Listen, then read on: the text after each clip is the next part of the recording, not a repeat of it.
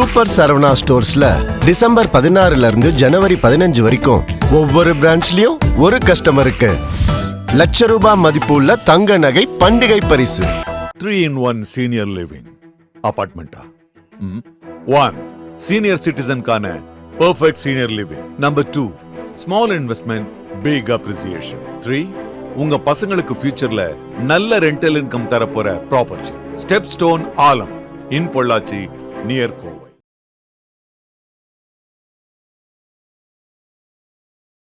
சித்தப்பா கிட்ட பேசினா கூட சித்தப்பாவோட ஜாட அந்த சாயல்லாம் தெரியும். அதுதான் நம்ம டிஎன்ஏ. இந்த டிஎன்ஏ யார்கிட்ட இருந்து வரோம்னா நம்ம குலதெய்வம் கிட்ட இருந்து. நம்ம கொல்லிமலை டாப்ல இருப்பார். அவர் யாருன்னு பார்த்தா பெருமாள் அம்சம். பெருமாள் அம்சம். பெருமாளுக்கு நம்ம எங்கன்னா கடை வெட்டி பாட்டுருக்குமா? ஆனா மாசி பெரிய சாமி கோயில போனா ஃபுல்லா கடை தான் வெட்டுவாங்க. நீங்க நம்ம வந்து லட்சுமி நரசிம்மருக்கு வந்து நான்வெஜ்ஜே ஒத்துக்காதணும். ஆனா அகோபிலம் கிட்ட அவருக்கும் பலியிடுற ஒரு சில இடங்கள் இருக்கு. சங்கிலி முனி, கருப்பு முனின்னு இருக்கு. அதுல பால் முனீஸ்வரர்னு ஒருத்தர் இருப்பாரு. அவருக்கு பார்த்து நான்வெஜ் வைக்க மாட்டாங்க. இவ்வளவு ஏன் நீங்க மதுரையில வந்து பாண்டி முனி இருக்கு. பாண்டி முனின்றது ஹைகோர்ட்ல தீராத கேஸ் கூட பாண்டி முனி கோயில்ல தீரும். ஆனா அந்த பாண்டி முனிக்கு நான்வெஜ் வைக்க மாட்டாங்க. பாண்டி முனிக்கு பக்கத்துல இன்னொரு 2 சாமி இருக்கும். அங்க நான்வெஜ் வைப்பாங்க. ஆனா பாண்டி முனிக்கு சக்கரை பொங்கல், தயிர் சாதம் வைப்பாங்க. கடை வெட்ட மாட்டாங்க.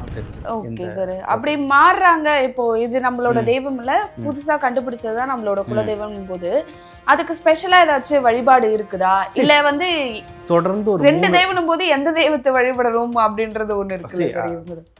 ஒரு தெய்வத்தை நீங்க தொடர்ந்து 3 தலைமுறையா வேணுங்க, அது ஆட்டோமேட்டிக்கா அந்த எனர்ஜி உள்ள வந்துடும். ஓகே. அது இது எல்லாம் இப்ப கருப்புசாமி நம்ம குலதெய்வம்.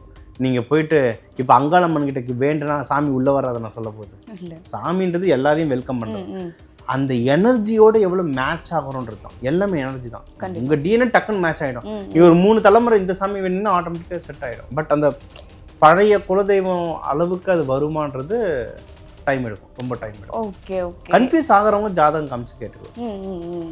இப்ப சாமி உன்னை அழகு குத்த சொல்லுச்சா, உன்னை தீமதிக்க சொல்லுச்சான்னா நம்ம கேவ் பண்ணல. அது அப்படி இல்லை.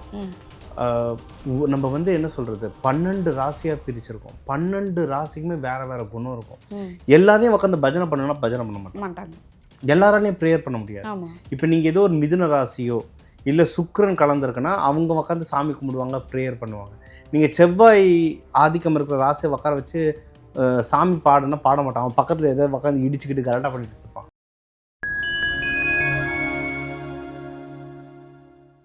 ஃபைன் டைம் சக்ரா நேயர்களுக்கு வணக்கம். இன்னைக்கு நம்ம கூட நிகழ்ச்சியில ஆஸ்ட்ராலஜர் அண்ட் ட்ரெய்னர் டாக்டர் திவேன் தினேஷ் நம்ம கூட இணைஞ்சிருக்காரு. வணக்கம் சார். வணக்கம்மா, எப்படி இருக்கீங்க? நல்லா இருக்கேன் சார். நீங்க எப்படி இருக்கீங்க? Okay sir. நம்மளோட சேனல்ல நிறைய விஷயங்கள் வந்து பேசிட்டு இருக்கோம். அது வந்து ஆன்மீகம் சார்ந்து, ஜோதிடம் சார்ந்து அப்படின்னு சொல்லிட்டு அதுல மக்கள் ரொம்ப ஆர்வமா எதிர்பார்க்கிற ஒரு விஷயம் என்னன்னா குலதெய்வ வழிபாடு எப்படி அப்படின்றத. ஸோ இன்னைக்கு அதை பத்தி தான் பேச போறோம்.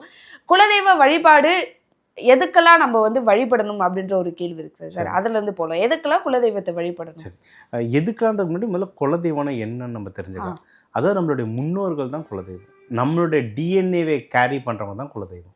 இப்போ நீங்க பாத்தீங்கன்னா இப்போ உங்க அம்மா கிட்ட யார்கிட்ட போய் கேட்டீங்கன்னா அவங்க சொல்லுவாங்க நீங்க உங்க அத்தை ஜாடையில வர அப்படின்னு சொல்லுவாங்க. உங்க தம்பிங்க யாருன்னா பாத்தீங்கன்னா உங்க சித்தப்பா ஜாடையில வரீங்கன்னுவாங்க.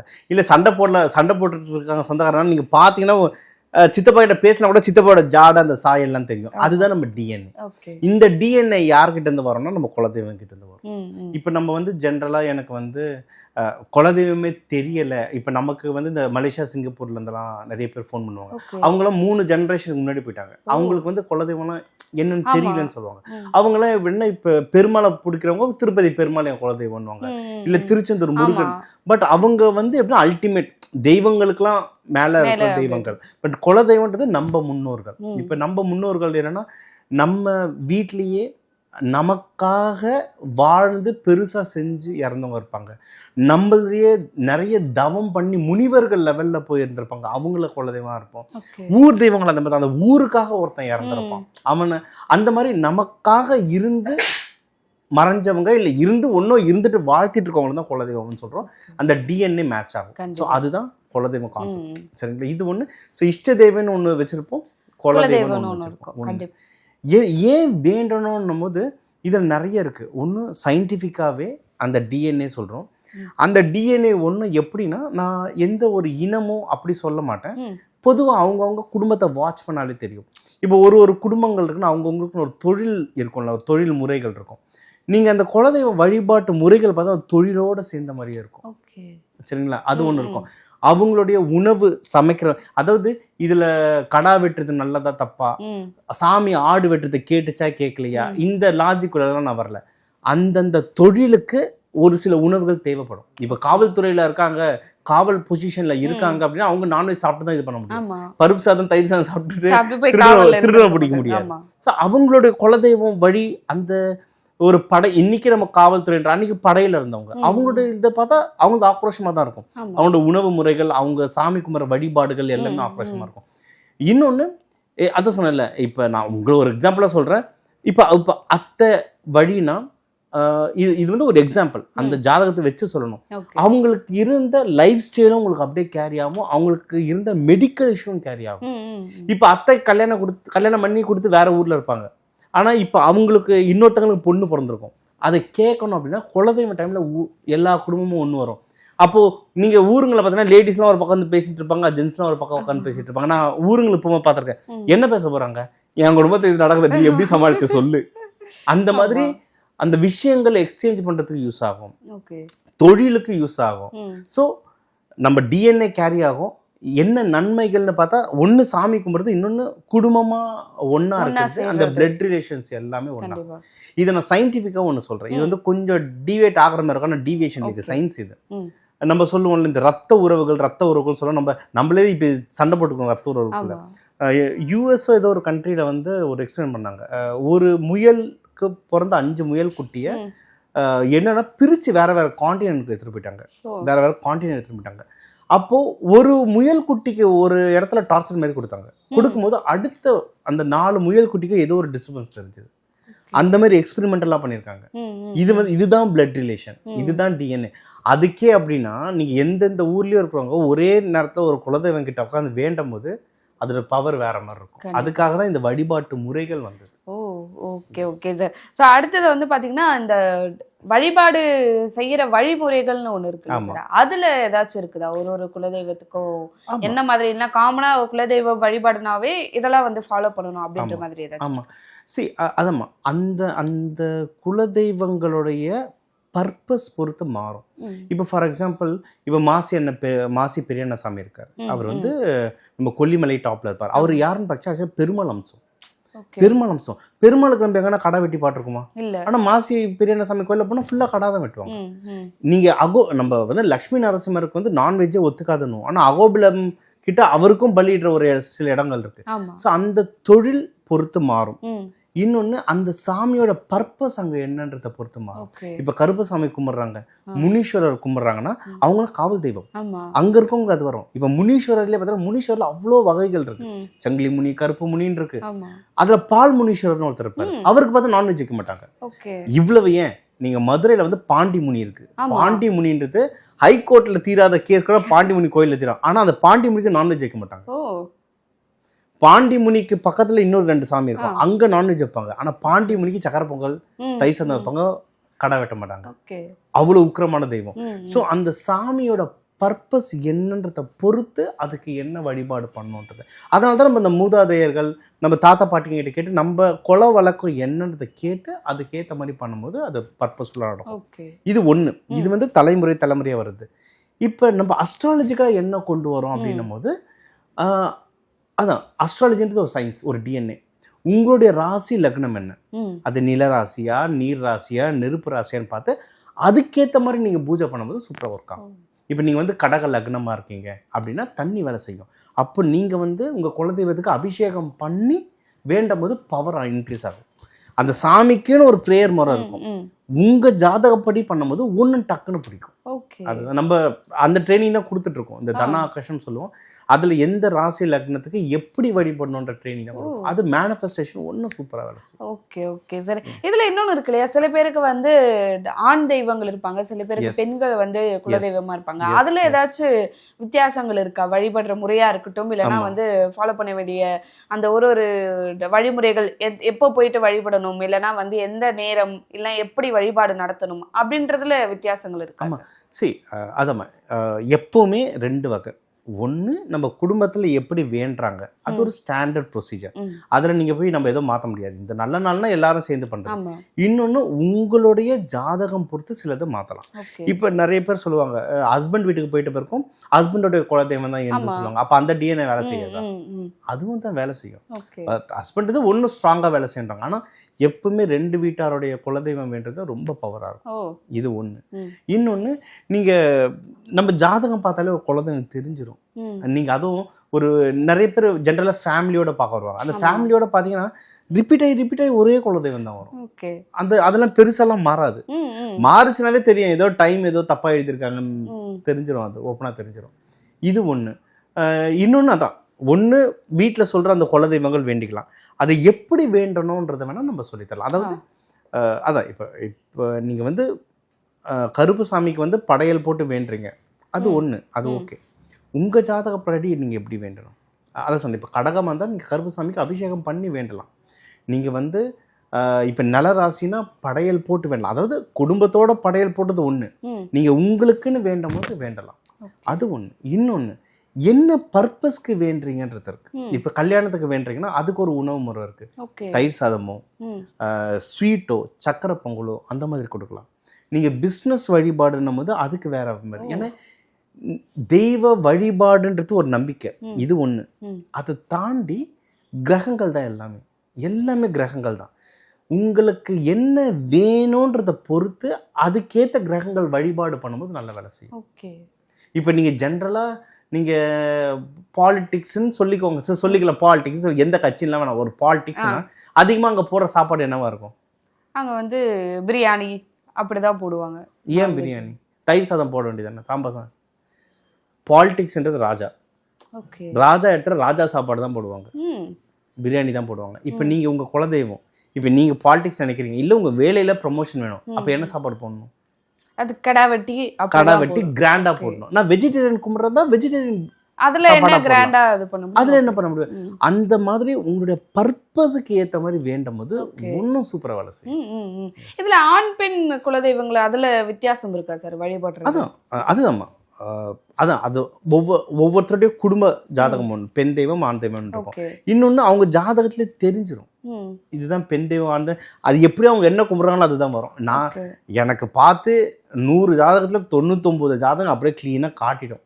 அந்த ஒன்னே ஒன்று மிஸ் ஆகும். அந்த மிஸ் என்னன்னு ரொம்ப உள்ள டீப்பா போய் பார்த்தா, ஆமாங்க நேரம் தப்பா எழுதிட்டோம்னு கடைசியில சொல்லுவாங்க, எதனமா முன்னாடியே கேட்டேன் அப்படின்னு சொல்லுவாங்க. அது எப்படி மேட்ச் ஆயிடும். சில பேர் வந்து பாத்தீங்கன்னா ஒரு குலதெய்வத்தை இதுதான் நம்மளோட குலதெய்வம் சொல்லிட்டு வழிபட்டு இருப்பாங்க. ஆனா ஏதோ ஒரு விதத்துல அந்த தெய்வத்துக்கு இவங்களுக்கும் மிஸ் ஆகும். பார்க்கும்போது வேற ஒரு தெய்வம் தான் எங்களோட குலதெய்வம் வரும். அப்ப ஏதாச்சும் ஸ்பெஷலா ஒரு வழிபாடுன்னு இருக்கா வேற தெய்வத்துக்கு மாறுறது? இப்போ ஒரு இடத்துல வேண்டுறோம், அது இதை நடக்கல, ஏதோ ஒரு ஏன்னா அதை சொல்லுவாங்க, பெரியவங்க திடீர்னுட்டு சொல்லாம போயிட்டாங்க, இல்லை இவங்க பெரியவங்க கிட்ட கேட்காம மிஸ் ஆயிடுச்சுன்னா ஏதோ ஒன்று சொல்லி தப்பான தெய்வம் வேண்டுவாங்க, ஏதோ ஒன்று நடக்காமையே மிஸ் ஆகிட்டே இருக்கும். அப்ப என்ன ஜாதகம் கொண்டு வந்தா ஜாதகத்துல பார்த்து தெரிஞ்சிடும், ஜாதகத்துல பார்த்தா தெரிஞ்சிடும். அப்படி மாறுறாங்க. இப்போ இது நம்மளோட தெய்வம் இல்ல, புதுசா கண்டுபிடிச்சதுதான் நம்மளோட குலதெய்வம் போது அதுக்கு ஸ்பெஷலா ஏதாச்சும் வழிபாடு இருக்குதா? இல்ல வந்து தொடர்ந்து ஒரு 2 தெய்வம் போது எந்த தெய்வத்தை வழிபடணும் அப்படின்றது ஒண்ணு இருக்கு. ஒரு தெய்வத்தை நீங்க தொடர்ந்து 3 தலைமுறையா வேணுங்க, அது ஆட்டோமேட்டிக்கா அந்த எனர்ஜி உள்ள வந்துடும். அது இது எல்லாம் இப்ப கருப்புசாமி நம்ம குலதெய்வம், நீங்க போயிட்டு இப்ப அங்காளம்மன் கிட்ட வேண்டுனா சாமி உள்ள வராத நான் சொல்ல போகுது. சாமின்றது எல்லாரையும் வெல்கம் பண்றது. அந்த எனர்ஜியோட எவ்வளவு மேட்ச் ஆகுறோன்றது தான், எல்லாமே எனர்ஜி தான். உங்க டிஎன்ஏ டக்குன்னு மேட்ச் ஆயிடும். நீ ஒரு 3 தலைமுறை இந்த சாமி வேணும்னா ஆட்டோமேட்டிக்கா செட் ஆயிடும். பட் அந்த பழைய குலதெய்வம் அளவுக்கு அது வருமானது டைம் எடுக்கும், ரொம்ப டைம் எடுக்கும். கன்ஃபியூஸ் ஆகிறவங்க ஜாதகம் காமிச்சு கேட்டுக்கலாம். இப்போ அந்த மாதிரி புதுசா ஒரு குலதெய்வம் கண்டுபிடிக்கிறாங்கன்னா இதுக்கப்புறம் முழுக்க அந்த தெய்வத்தை தான் வழிபடணுமா, இல்ல 2 தெய்வத்தையும் வழிபடலாம்? ரெண்டுமே வழிபடலாம். இப்ப சில பேருக்கு வந்து இப்ப 5ஆம் வீடுலாம் வந்து புதன் வீடு, இப்ப மிதுன ராசி வருது, இல்ல கன்னி வருது, இல்ல அந்த அவங்களோட 5ஆம் வீடு குலதெய்வம் வேண்ட வீட்டுல வந்து புதன் வருதுன்னா 2 சாமியா வந்துடும். 2 சாமியாகும். அது எல்லாமே கிரகங்கள் வச்சுதான். இது வந்து பொதுவா குலதெய்வம் பத்தி பேசலாம், குலதெய்வம் வழிபாடு பத்தி பேசலாம். உங்களுக்கு என்ன குலதெய்வம்ன்றதுலாம் அந்த ஸ்பெசிஃபிகேஷன் வந்து ஜாதகம் பொறுத்து மாறும். சில பேருக்கு 2 குலதெய்வமே அமையும். அந்த மாதிரி அமையும். அப்படி இருக்கிறதும் இருக்கு. புதன் தொடர்பு வந்ததுன்னா 2 அமையும். Okay okay sir. இப்போ முதல் முறையா என்னோட ரொம்ப ரொம்ப வருஷமா நான் வழிபடல, குலதெய்வ வழிபாடே இல்லை எங்க வீட்டுல. ஆனா முதல் முறையா இப்பதான் வந்து ஜாதகம் பார்த்து கண்டுபிடிச்சிருக்கோம் எங்களோட குலதெய்வத்தை அப்படின்னா, அந்த ஸ்பெஷலா அதுல ஒரு அபிஷேகமோ இல்லைன்னா வந்து வழிபாடோ இருக்குதா? முதல் முறையா குலதெய்வத்தை கண்டுபிடிக்கிறாங்க.